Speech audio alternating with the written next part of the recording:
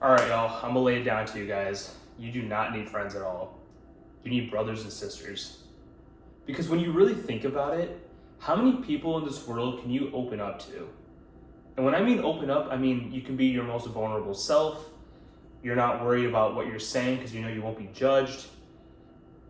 How many people can you do that with? I'm sure it's no more than a handful of people.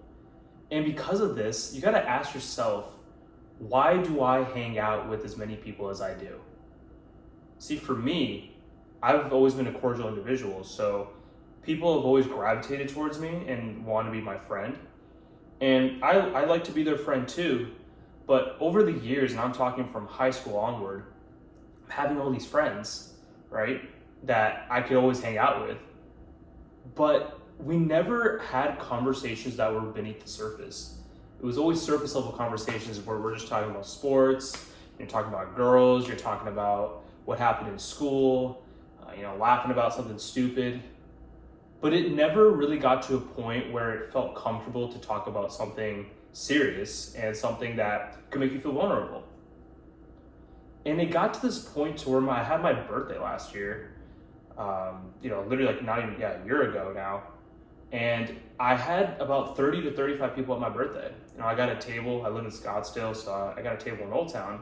And it was a great time, it was fun, and I was really happy to provide for everyone. But it made me realize weeks after that, my birthday, I don't even talk to most of those people on a consistent basis. So what am I doing inviting them all for my birthday? Because even when my birthday was going on, it's not like we were talking about anything or catching up on life. It's just a lot of surface level conversations. So that really opened my eyes. And then this year I made a dedicated effort to make sure I'm not keeping in touch with people that truly don't want their best interest for me. Because I will say, brothers and sisters are important, but it takes time to build brothers and sisters. And when you see potential people, I don't want to say potential candidates, but in a way, right? Like if you see potential candidates of people in your life that you could see becoming your brother or sister, then, you definitely should dedicate some time and effort into that because you see something there, right? But in this case, there were just so many people that were there that I realized, we're just friends and acquaintances, and that's okay. But when you grow up and you start to get older to the age that I'm at, I started realizing that my time is so valuable, right? Like you have, and all of us have this, we have all these ideas that we think about that we want to do with our life, but we spend our time with people that don't want the best for us. And if somebody doesn't provide value in your life, which I define value as, if it doesn't, value is energy, effort, and time, and sometimes money, right? Depending on the case. If you're not getting those things out of what you're doing with your time in your life, then you need to reevaluate if that is worth your time, right? You need to understand, really think about what I just said, and rewind that if you need to hear how I define value again. But that started to make sense to me. And for you, you need to think the same thing as well, right? Like how many friends do you have? How many brothers and sisters do you have? And out of all the people you spend time with, how many of those are just friends, or what I even call acquaintances, or people you're cordial with?